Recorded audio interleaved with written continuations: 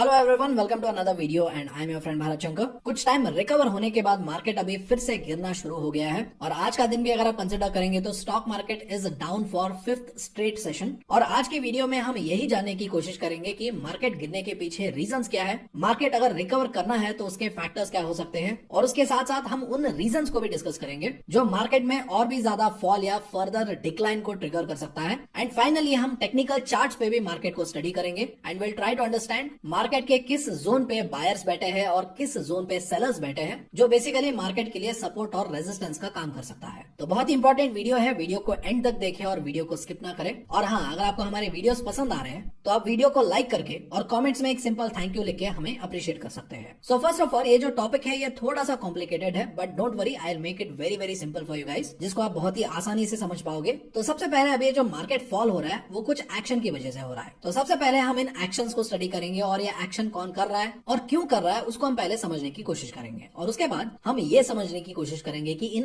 Actions के पीछे reasons क्या है, वो कौन से फैक्टर्स है, वो कौन से रीजंस है जो इन एक्शंस को ट्रिगर कर रहा है, उसको हम बाद में समझेंगे। और इन दो चीजों को अगर आप डिटेल में समझ लेंगे तो then it will be very very clear for you guys कि अभी मार्केट क्यों गिर रहा है, मार्केट कब रिकवर कर सकता है, और इन केस अगर मार्केट और भी गिरेगा तो क्यों गिर सकता है। ये तीनों चीजें आपके माइंड में क्रिस्टल क्लियर हो जाएगा। तो सबसे पहले एक्शन के बारे में बात करते हैं। तो अभी एक्शन क्या हो रहा है, जो फॉरेन इन्वेस्टर्स है वो बहुत ज्यादा मार्केट में बेच रहे हैं। तो अभी यहाँ पर कुछ लोग बोलेंगे कि सर पहले भी ये जो एफआईएस है वो मार्केट में बेच रहे थे, वो तो कई महीनों से हमारे मार्केट में बेच ही रहे हैं। So what is special about it? So I tell you, जब पहले एफआईएस बेच रहे थे तो उस टाइम जो डीआईएस है यानी जो हमारे डोमेस्टिक इंस्टीट्यूशनल इन्वेस्टर्स है वो उस सेलिंग को एब्जॉर्ब भी कर रहे थे, यानी वो खरीद रहे थे। यानी अगर एफआईएस ने अगर ₹1 का माल बेचा तो वो पहले ₹5, ₹6, ₹10 के माल खरीद रहे थे, जिसकी वजह से मार्केट में डिमांड था। लेकिन अभी क्या हो रहा है, जितना एफआईएस बेच रहे हैं उतना डीआईएस एब्जॉर्ब नहीं कर पा रहे हैं। क्योंकि अगर आप लास्ट 2 मंथ्स का डेटा देखेंगे तो अक्टूबर में जितना एफआईएस ने बेचा था डीआईएस ने उससे कम खरीदा था, और सिमिलर सिचुएशन आप नवंबर में भी देख सकते हैं। लेकिन वही अगर आप इससे पहले का डेटा देखेंगे तो एफआईएस अगर खरीद रहे हैं तो डीआईएस उससे 2 गुना, 3 गुना, 4 गुना, 5 गुना खरीद रहे थे, और वही एफआईएस ने बेचा तो उससे कहीं ज्यादा डीआईएस बाय कर रहे थे। लेकिन अभी डीआईएस का जो बाइंग स्ट्रेंथ है वो धीरे धीरे कम होता नजर आ रहा है, और लास्ट 4 डेज में भी आप यही देख सकते हो कि जितना एफआईएस बेच रहे हैं उतना डीआईएस खरीद नहीं पा रहा है। और अभी यहाँ पर एक ऑटोमेटिक सा सवाल यह आएगा कि डीआईएस का बाइंग स्ट्रेंथ क्यों कम होता जा रहा है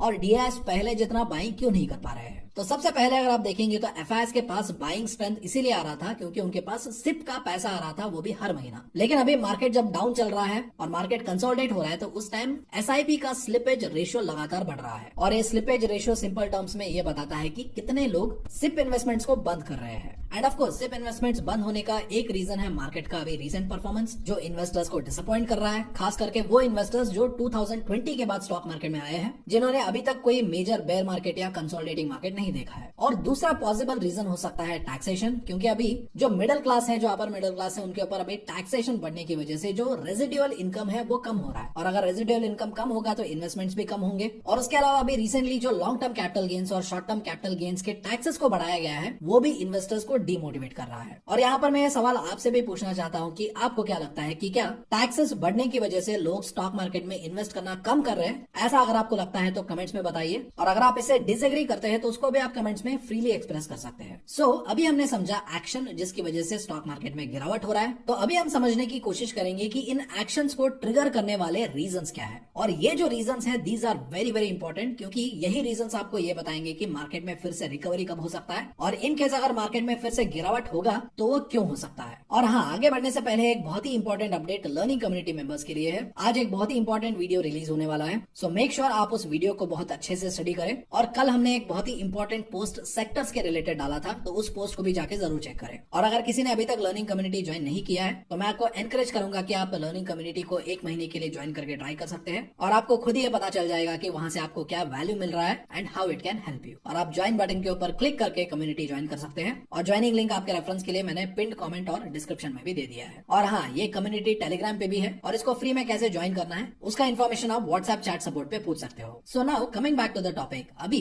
ये जो एफआईएस का सेलिंग एक्शन हो रहा है उसके पीछे रीजंस क्या है उन्हें वन बाय वन डिस्कस करते हैं। तो सबसे पहला रीजन है रुपी डिप्रिसिएशन। और इस चार्ट में आप देख सकते हैं कि लास्ट 5 इयर्स में रुपी किस तरीके से डॉलर के कंपैरिजन में डिप्रिशिएट हुआ है। तो अभी $1 अराउंड 85 रुपीज के आसपास है। तो अभी यहाँ पर एक ऑब्वियस सा सवाल आएगा कि ये जो रुपी डिप्रिसिएशन है ये तो बहुत लंबे टाइम से चल रहा है, अभी इसका क्या सिग्निफिकेंस है। तो इस सिग्निफिकेंस को अगर आप सही मायने में समझना चाहते हो तो सबसे पहले आपको ये समझना होगा कि ये जो रुपी डिप्रिशिएट होता है ये एफआईएस के बाइंग और सेलिंग को कैसे इन्फ्लुएंस करता है, सबसे पहले आपको उसे समझना होगा। And that I will explain you with a very very simple example. तो अभी मान लीजिए $1 का वैल्यू अराउंड 70 रुपीज के आसपास है। तो अभी अगर कोई एफआईआई हमारे मार्केट में इन्वेस्ट करने आएगा तो वो पहले $1 को 70 रुपीज में कन्वर्ट करेगा और उस 70 रुपीज को वो हमारे स्टॉक मार्केट में इन्वेस्ट करेगा। और वहां पर अगर मान लीजिए एक्सपेक्टेड रिटर्न्स 20% है तो एट द एंड ऑफ इस इन्वेस्टमेंट साइकिल उसके पास टोटल कैपिटल कितना होगा, उसका 70 रुपीज इन्वेस्टमेंट प्लस 20% रिटर्न्स यानी 14 rupees returns which is equals to 84 rupees. यानी इफेक्टिवली उसने इंडियन स्टॉक मार्केट में अराउंड 20% का रिटर्न्स कमाया। लेकिन अभी अगर मान लीजिए $1 का वैल्यू अगर 85 रुपीज के आसपास पहुंच जाता है और उस टाइम पे अगर एफआईआई अपने पैसों को रुपी से डॉलर्स में कन्वर्ट करके घर ले जाना चाहे तब क्या होगा, तब 84 रुपीज आएगा अराउंड $0.99। यानी इंडियन स्टॉक मार्केट में 20% प्रॉफिट कमाने के बाद भी उसको इफेक्टिवली $0.1 का या 1% का लॉस हो रहा है। और ऐसे रुपी डिप्रिशिएटिंग एनवायरमेंट में अगर एफआईआईस को या फॉरेन इन्वेस्टर्स को इंडिया में इन्वेस्ट करना है तब क्या होगा, तब उनके जो रिटर्न के एक्सपेक्टेशंस है वो बहुत ज्यादा बढ़ जाएंगे। यानी अभी अगर उन्हें इंडियन स्टॉक मार्केट में इन्वेस्ट करना है तो अभी उनका एक्सपेक्टेड रिटर्न्स 20% नहीं है बल्कि वो 40% रिटर्न्स एक्सपेक्ट करेंगे। इससे उनका total capital at the end of the investment cycle बनेगा 98 रुपीज और वहां पर अगर $1 का वैल्यू अगर 85 रुपीज भी होगा तो 98 रुपीज होगा अराउंड $1.15। यानी उन्हें इंडियन स्टॉक मार्केट में तो 40% रिटर्न्स मिल रहा है लेकिन डॉलर्स में कन्वर्ट करने के बाद उनका इफेक्टिव प्रॉफिट 15% के आसपास है। नहीं, अभी अगर रुपी डिप्रिशिएटिंग एनवायरमेंट है तो वहां पर एफआईआईस का स्ट्रेटेजी क्या है, अगर मान लो बुल मार्केट चल रहा है और ऐसे टाइम पे अगर रुपी डिप्रिशिएट हो रहा है तो ऐसे टाइम पे उन्हें कुछ ज्यादा फर्क नहीं पड़ेगा क्योंकि एक्सपेक्टेड रिटर्न्स जो है वो हाई होते हैं। फॉर एग्जांपल अगर उन्हें 50% का रिटर्न्स मिल रहा है और इससे रुपी डिप्रिसिएशन सब्सट्रैक्ट करने के बाद भी अगर ये रिटर्न्स यूएस के रिटर्न से ज्यादा है या कोई और दुनिया के स्टॉक मार्केट से ज्यादा है तो वो इंडियन स्टॉक मार्केट में ऑब्वियसली इन्वेस्ट करेंगे। लेकिन वही अगर मार्केट स्लो हो जाता है और ऐसे रुपी डिप्रिशिएटिंग एनवायरमेंट में अगर एक्सपेक्टेड रिटर्न्स लो होते हैं, फॉर एग्जांपल 20% का रिटर्न्स है और ये रुपी डिप्रिसिएशन के बाद और भी कम हो जाता है तो ऐसे टाइम पे ये एफआईआईस क्या करेंगे, ये सबसे पहले तो मार्केट में इन्वेस्ट नहीं करेंगे और दूसरा ये एग्जिस्टिंग इन्वेस्टमेंट्स भी बेच के प्रॉफिट्स बुक कर सकते हैं। और प्रेजेंट सिचुएशन में अभी हम ये दूसरा सिनेरियो फेस कर रहे हैं जहां पर रुपी डिप्रिशिएट होने की वजह से FIIs are selling their investments and exiting the Indian markets. तो अभी ये सुनने के बाद एक बहुत ही ऑब्वियस सा सवाल सबके माइंड में ये जरूर आएगा कि अगर रुपी डिप्रिशिएट हो रहा है डॉलर के कंपैरिजन में तो आरबीआई कुछ कर क्यों नहीं रहा है और हमारा गवर्नमेंट रुपी को स्ट्रेंथन करने के लिए स्टेप्स क्यों नहीं ले रहा है। तो देखिए ये बोलने के लिए तो बहुत सिंपल है लेकिन ये करने में बहुत ही ज्यादा कॉम्प्लिकेटेड है क्योंकि यूएसए ने ग्लोबल ट्रेड में डॉलर को इस तरीके से पोजीशन करके रखा है कि इंडिया यहाँ पर कुछ करे ना करे, अगर यूएस कुछ करेगा तो उससे हमारा रुपी डिप्रिशिएट होगा और इसके बारे में हम शॉर्ट टर्म में कुछ कर भी नहीं सकते हैं। Let me explain that. और अभी ये जो मैं एक्सप्लेनेशन आपको देने वाला हूँ that is a very crucial and very important macro economic factor जो मेरे ओपिनियन के अकॉर्डिंग हर स्टॉक मार्केट इन्वेस्टर को पता होना चाहिए। तो इसीलिए अभी मैं जो समझाने जा रहा हूँ उसको थोड़ा ध्यान से सुनिए and try to understand what I am trying to convey. So अभी रिसेंटली क्या हुआ, यूएस फेड का मीटिंग हुआ और यूएस फेड ने वहां पर क्या बोला कि वो 25 बेसिस पॉइंट का इंटरेस्ट रेट कट करेंगे और उन्होंने वहां पर यह भी इंडिकेशन दिया कि आगे यानी आने वाले महीनों में इंटरेस्ट रेट का जो कट है वो और भी कम हो जाएंगे या वो इंटरेस्ट रेट कट को बहुत हद तक रिड्यूस कर देंगे। और ये जो यूएसए का फेड जो ऐसे इंटरेस्ट रेट कट करता है, पॉलिसीज लाता है, तो उसमें जब फेड एग्रेसिवली इंटरेस्ट रेट्स को कट करता है, पॉलिसीज को ज्यादा लीनियंट बनाता है, इजी गोइंग बनाता है, तो इससे बिजनेसेस खुश है, जनता खुश है। ऐसे फेड के स्टांस को डोविश बुलाया जाता है। And on the other hand अगर यूएस फेड अपने पॉलिसीज को और ज्यादा कड़क बना रहा है, इंटरेस्ट रेट को लीनियंटली कट नहीं कर रहा है, इंटरेस्ट रेट को टाइट रख रहा है, हायर लेवल पे रख रहा है और इकोनॉमी में जो इन्फ्लेशन वगैरह है उससे फाइट करने के लिए जो फाइटिंग स्टैंस लेता है उसको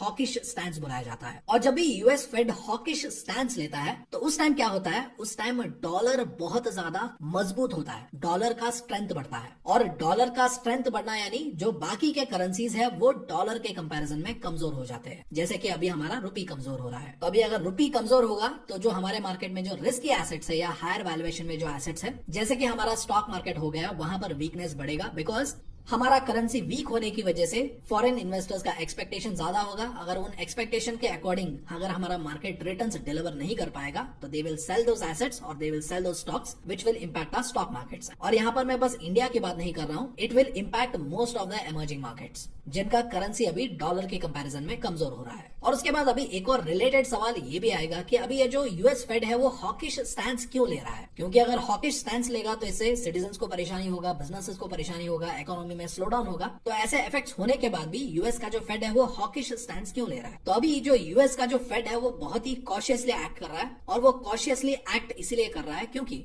डोनाल्ड ट्रंप के टैरिफ पॉलिसीज आने वाले हैं, जिसकी वजह से अभी बहुत ज्यादा अनसर्टेनिटी क्रिएट हो रहा है, और इसकी वजह से अभी इन्फ्लेशन या महंगाई भी बढ़ सकता है। और जब महंगाई बढ़ने के पॉसिबिलिटीज या साइंस यूएस फेड को दिखते हैं तो ऐसे टाइम पे वो हॉकिश स्टैंस लेते हैं ताकि वो महंगाई से या इन्फ्लेशन से फाइट कर पाए। And of course emerging markets के ऊपर इसका इंपैक्ट ज्यादा इसीलिए भी पड़ रहा है क्योंकि बहुत सारे इमर्जिंग मार्केट्स ने प्रीमेच्योरली रेट कट के एक्सपेक्टेशंस को अपने प्राइस में या अपने वैल्यूएशन में फैक्टर इन कर लिया था। यानी आने वाले टाइम में यूएसए जो है वो रेट कट करेगा ऐसा अज्यूम करके ऑलरेडी मार्केट्स ऊपर भाग चुके थे, और ये जो रेट कट के एक्सपेक्टेशंस है ये डोनाल्ड ट्रंप के नए पॉलिसीज की वजह से इंपैक्ट हो सकते हैं, और यूएस फेड का जो डोविश स्टैंस है वो हॉकिश स्टैंस में बदल सकता है। ऐसा इमर्जिंग मार्केट्स ने एंटिसिपेट नहीं किया था। और अभी भी अगर आप देखेंगे तो डोनाल्ड ट्रंप के जो नए पॉलिसीज आएंगे उसका इंपैक्ट इन्फ्लेशन के ऊपर क्या पड़ेगा दैट इज स्टिल अननोन। और उसके अलावा ये भी एक्सपेक्ट किया जा रहा है कि यूएस का जो फेड है वो इंटरेस्ट रेट कट को जनवरी 2025 से पॉज भी कर सकता है depending on the inflation trajectory, यानी महंगाई कितना बढ़ रहा है उसके बेसिस पे वो डिसीजन ले सकता है। एंड ऑल्सो ये भी एक्सपेक्ट किया जा रहा है कि फॉर 2025 इंटरेस्ट रेट कट का जो साइकिल है वो शैरो हो सकता है, ऐसा एक्सपेक्ट किया जा रहा है, या बहुत कम हो सकता है ऐसा एक्सपेक्ट किया जा रहा है। तो इन्हीं सारे रीजंस की वजह से अभी यूएस का जो डॉलर है वो स्ट्रांग हो रहा है which is exerting pressure on emerging market currencies जैसे कि इंडिया। और इस सिचुएशन के रिलेटेड आरबीआई कुछ कर भी नहीं सकता है, जिसकी वजह से अभी ये एंटिसिपेट किया जा रहा है कि रूपी जो है वो आने वाले टाइम में या नियर टर्म में और भी ज्यादा डिप्रिशिएट हो सकता है कंपेयर टू डॉलर। और अभी एफआईएस को अगर ये पता चल रहा है कि रूपी आने वाले टाइम में और भी ज्यादा डिप्रिशिएट हो सकता है इन द नियर टर्म, तो उनके रिटर्न्स एक्सपेक्टेशंस भी बढ़ गए हैं। लेकिन अभी जो हमारा प्रेजेंट मार्केट है वो उन रिटर्न एक्सपेक्टेशंस को फुलफिल नहीं कर पा रहा है because our market is running slow right now. And for that reason हमने अर्ली दिसंबर में ये विटनेस किया कि एफआईएस का जो बाइंग है वो रिवर्स हो गया और एफआईएस सेलर्स बन गए, और इस वीक उन्होंने around 12,229 crore worth of stocks को इंडियन स्टॉक मार्केट में बेचा है। एंड ऑफ कोर्स अभी अगर आप देखेंगे तो ये जो चेंज इन एफआईआई का स्ट्रेटेजी है वो हमारे मार्केट ट्रेंड में भी रिफ्लेक्ट हो रहा है, जहां पर जो लार्ज कैप स्टॉक्स है स्पेशली जो फाइनेंशियल स्टॉक्स है वो बहुत ही ज्यादा एफआईआई के सेलिंग प्रेशर के अंडर है। बट हैविंग सेड दैट अगर एफआईआई बेचेंगे भी तो कितना बेच सकते हैं, एंड फॉर दैट रीजन अभी ये जो ट्रेंड है it is unlikely to sustain. और इसीलिए आपने देखा भी होगा कि अभी इंडियन स्टॉक मार्केट में बहुत सारे जो रिटेल इन्वेस्टर्स है they are adopting a strategy opposite to of FII strategy, यानी एफआईआई बेच रहे तो ये खरीद रहे हैं, क्योंकि अभी बहुत सारे रिटेल इन्वेस्टर्स को भी ये लग रहा है कि जो क्वालिटी लार्ज कैप स्टॉक्स है वो आगे चल के सूनर और लेटर बाउंस बैक करने चाहिए। और अगर कोई वैल्यू इन्वेस्टर है और अगर कोई लॉन्ग टर्म इन्वेस्टर है तो it is true for them, क्योंकि अगर कोई क्वालिटी कंपनी है और वो ऐसे मैक्रो सिचुएशंस की वजह से करेक्शंस फेस करते हैं या गिरावट फेस करते हैं और वो एक सस्ते वैल्यूएशन या डिस्काउंटेड वैल्यूएशन पे मिलते हैं, तो ऑफ कोर्स वैल्यू इन्वेस्टर्स और लॉन्ग टर्म इन्वेस्टर्स के लिए तो ये अपॉर्चुनिटी लगता है। एंड ऑफ कोर्स ऐसे फॉलिंग मार्केट में कुछ एक्सेप्शंस भी है, क्योंकि अगर मान लीजिए अगर कुछ चीजें यूएस एनवायरमेंट में होता है या यूएस इकोनॉमी में होता है और उसकी वजह से यूएस इकोनॉमी को ज्यादा फायदा होता है, तो उसका एक डायरेक्ट फायदा उन इंडियन कंपनीज या उन इंडियन सेक्टर्स को भी मिलेगा जो यूएस इकोनॉमी के ऊपर डिपेंडेंट है, जैसे कि हमारा Indian IT sector. And for that reason आपने देखा होगा कि अभी ये जो मार्केट गिर रहा है ऐसे टाइम पे आईटी के स्टॉक्स ऊपर जा रहे हैं, बिकॉज ट्रंप जितना पॉलिसीज लेके आएगा, जितना यूएसए को फायदा पहुंचाएगा, उतना ही यूएसए के कंपनी स्पेंड करेंगी, और ये यूएसए की कंपनीज इंडियन आईटी कंपनीज के क्लाइंट्स हैं। और अगर इंडियन आईटी कंपनीज के क्लाइंट्स उनके आईटी बजट बढ़ाएंगे तो इसका एक डायरेक्ट फायदा इंडियन आईटी कंपनीज के सेल्स एंड प्रॉफिट्स पे दिखेगा। और रिसेंटली आपने ये भी देखा होगा कि एक्सेंचर, जो कि दुनिया का लार्जेस्ट आईटी कंपनी है, उसका Q1 रिजल्ट आया था और उन्होंने फाइनेंशियल ईयर 2025 के गाइडेंस को भी अपग्रेड किया है, which is also good sign for the Indian IT companies as well, जैसे कि हमारा HCL टेक है, TCS है, इन्फोसिस है, विप्रो है, वगैरह वगैरह। तो अभी यहाँ पर इन रिकवरी के साथ साथ कुछ ऐसे फैक्टर्स भी है या कुछ ऐसे रीजंस भी है जो हमारे मार्केट को नेगेटिवली इंपैक्ट करने के केपेबल है, जैसे कि मैक्रो इकोनॉमिक हेडविंड्स। क्योंकि प्रेजेंटली अगर आप देखेंगे तो इंडिया का जो मैक्रो इकोनॉमिक्स है वो डिटीरियोरेट होते नजर आ रहे हैं, और ये मार्केट सेंटिमेंट को भी बहुत हद तक अफेक्ट कर रहा है। क्योंकि प्रेजेंटली अगर आप देखेंगे तो हमारा जो ट्रेड डेफिसिट डेफिसिट है वो ऑल टाइम हाई पे है। और यहाँ पर ट्रेड डेफिसिट का मतलब क्या होता है, जो हम एक्सपोर्ट करते हैं उसका वैल्यू माइनस जो हम इंपोर्ट करते हैं उसका वैल्यू हमारा ट्रेड डेफिसिट होता है, यानी the difference between the goods and services we export and the goods and services we import, that is trade deficit. तो यहाँ पर कुछ लोग पूछेंगे कि सर इससे क्या फर्क पड़ेगा। फर्क पड़ता है क्योंकि जो एक्सपोर्ट इंपोर्ट होता है वो ज्यादा से ज्यादा डॉलर्स में होता है, और अभी हमारा रुपये अगर डॉलर के कंपैरिजन में डिप्रिशिएट हो रहा है तो यहाँ पर हमें एक्सपोर्ट्स में ज्यादा डॉलर्स कमाने हैं और इंपोर्ट्स में कम डॉलर स्पेंड करने हैं, लेकिन यहाँ पर एग्जैक्टली उल्टा हो रहा है। और इसीलिए हमारा जो ट्रेड डेफिसिट है वो ऑल टाइम हाई पे है। और इसका अगर आप एग्जैक्ट नंबर्स देखना चाहें तो इस नवंबर में हमारा जो ट्रेड डेफिसिट है वो एट अ रिकॉर्ड हाई था ऑफ अबाउट $37.84 बिलियन। और वही अगर आप इसको नवंबर 2023 से कंपेयर करेंगे तो उस टाइम ट्रेड डेफिसिट नवंबर में अराउंड $21.31 बिलियन के आसपास था। और सिर्फ यही नहीं, अभी अगर आप हमारा ओवरऑल इकोनॉमिक ग्रोथ भी देखेंगे तो वो भी स्लो होता नजर आ रहा है, क्योंकि अगर आप हमारा recent Q2 GDP growth data देखेंगे तो that was lowest nearly in last 2 years, और ये थर्ड कंसेक्यूटिव क्वार्टर है जहां पर हमारा जीडीपी ग्रोथ स्लो हुआ है। और आने वाले टाइम में भी अगर हमारा ट्रेड डेफिसिट बढ़ता जाएगा, हमारा जीडीपी ग्रोथ स्लो होता जाएगा, तो it has the power to negatively affect our stock market, और हमारा स्टॉक मार्केट और भी ज्यादा गिर सकते हैं। और उसके अलावा एक और बहुत ही इंपॉर्टेंट फैक्टर ये है कि there is a lot of uncertainty over the earnings recovery, क्योंकि रिसेंटली अगर आप देखेंगे तो Q1 Q2 में जो इंडियन कॉर्पोरेट्स है उन्होंने बहुत ही वीक Q1 और Q2 रिजल्ट्स पोस्ट किए थे, और आपने देखा भी होगा कि बड़े बड़े कंपनीज के क्वार्टरली रिजल्ट्स आ रहे हैं और एक ही दिन में उन बड़े कंपनीज का स्टॉक प्राइस 4%, 5%, 7-8% गिरता जा रहा है। तो इसीलिए अभी सबका जो नजर है वो दिसंबर क्वार्टर के या Q3 अर्निंग्स के ऊपर है,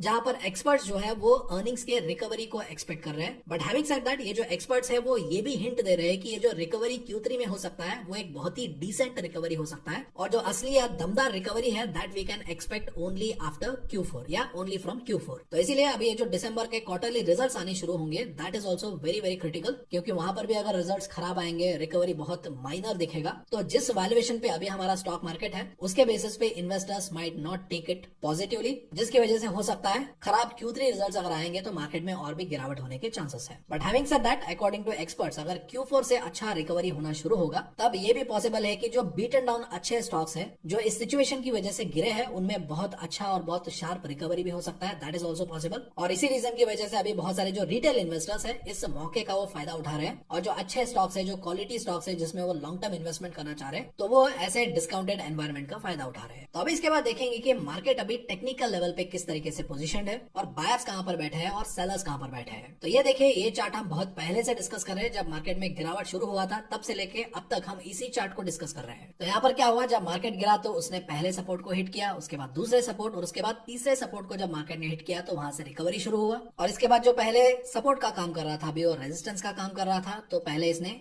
फर्स्ट रेजिस्टेंस को हिट किया और इसके बाद यहाँ पर थोड़ा कंसोलिडेट किया। इस रेजिस्टेंस को ब्रेक करके ये अपने सेकंड रेजिस्टेंस पे गया। पहली बार इसको ब्रेक करने की कोशिश की, नहीं हुआ, दूसरी बार कोशिश की, नहीं हुआ। यानी बेसिकली यहाँ पर हो क्या रहा है, इस लेवल पे, इस रेजिस्टेंस पे जो सेलर्स बैठे हैं वो बायर्स को मार्केट ऊपर ले जाने नहीं दे रहे हैं। बायर्स खरीद रहे हैं लेकिन सेलर्स बेचे ही जा रहे हैं। पर बायर्स ने इस रेजिस्टेंस को तोड़ने की कोशिश पहली बार की, अनसक्सेसफुल रहे, दूसरी बार की, अनसक्सेसफुल रहे, लेकिन दूसरी बार में बायर्स का स्ट्रेंथ यहाँ पर कम हो गया और सेलर्स का स्ट्रेंथ यहाँ पर बढ़ गया, और इस बैटल में सेलर्स की जीत हुई। एंड फॉर दैट रीजन इस रेजिस्टेंस को ब्रेक करने के अनसक्सेसफुल अटेम्प्ट के बाद मार्केट नीचे आता है और सपोर्ट को अप्रोच करता है, सपोर्ट को भी ब्रेक करके सपोर्ट जोन के अंदर आता है, और अभी सपोर्ट जोन को भी ब्रेक करके अभी वो नीचे आ चुका है, विच मीन्स अभी मार्केट फिर से जिस सपोर्ट लेवल पे मार्केट ने रिकवर किया उसी सपोर्ट को फिर से वो रीटेस्ट करने वाला है, अगर मार्केट और भी ज्यादा गिरता है तो। और अभी अगर मार्केट इस सपोर्ट लेवल पे होल्ड करेगा, यहाँ पर फिर से अगर मार्केट बाउंस बैक करेगा तो अच्छा है, लेकिन अगर मार्केट इस सपोर्ट लेवल को तोड़ेगा